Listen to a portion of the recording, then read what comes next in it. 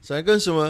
Skill boleh buat awak nampak hebat, tapi ego akan buat pasukan jahanam. So bila kita bercakap tentang grassroots football ni, jangan pernah ingat development ni cuma talk about skill, speed or tactical semata-mata. Sebab akhirnya attitude, mentality and cara handle pressure itulah yang akan tentukan sejauh mana seorang player tu boleh pergi. Let's learn something tentang apa yang berlaku dekat Real Madrid. Drama Real Madrid baru-baru ni. Retaknya chemistry dekat Bernabeu ni ialah Real Madrid, kelab yang banyak world class tu, tapi sekarang tengah berdepan krisis identiti yang sangat parah. Real Madrid bukan sekadar hilang trofi musim ni, tapi mereka seolah-olah hilang jiwa tau dalam dressing room. Peristiwa Tchouaméni dengan Valverde 2-3 hari lepas, dia orang gaduh. Benda kecil, bermula daripada tackle waktu training, emosi mula menguasai. Kemudian on the next day, Valverde dikatakan cuba nak bersalam, tapi tak jadi. Dan masa training tu keadaan jadi semakin hot, berlaku pergaduhan. Valverde katanya sampai ke hospital lah kan. So benda ni yang berlaku bila trust ataupun kepercayaan rakan sepasukan ni tak ada. So bila tak ada tu, everything jadi syak wasangka. Sama juga dengan Kylian Mbappe ni didatang ke Real Madrid rupa-rupanya bawa tekanan yang berbeza. Masuk musim kedua ni Real Madrid still menang, tak menang apa-apa pun, win nothing. Okay? Impactnya fans mula hilang sabar. Dan I think few days ago, satu petition online mula mendesak Mbappe keluar.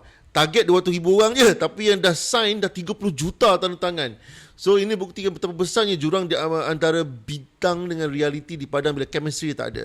So the grassroots, inilah lesson yang paling penting untuk parents, coaches and juga players. Bola sepak is not individual game.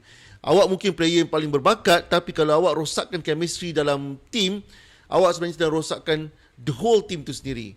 Kalau dari kecil kita biarkan budak-budak ni tak boleh terima teguran, cepat mula blaming teammate, tunjuk jari sana, tunjuk jari sini, ego, tak hormat kawan, gagal kawan, emosi bila kena pressure.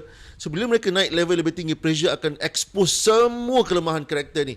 Macam kat Real Madrid lah. So bila ego dah besar daripada tim, kelab sebesar mana pun boleh runtuh dari dalam. Trust is everything dalam bola sepak. Okay? Because bola sepak ni memang dibina dengan kepercayaan, dengan trust. Trust untuk fight bersama. Trust untuk cover kawan kalau kawan buat silap.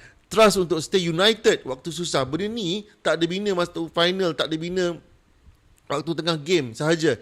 Ia dibina masa dekat training. Dari cara kita react bila kita kalah, cara kita bercakap dengan kawan-kawan. Alright?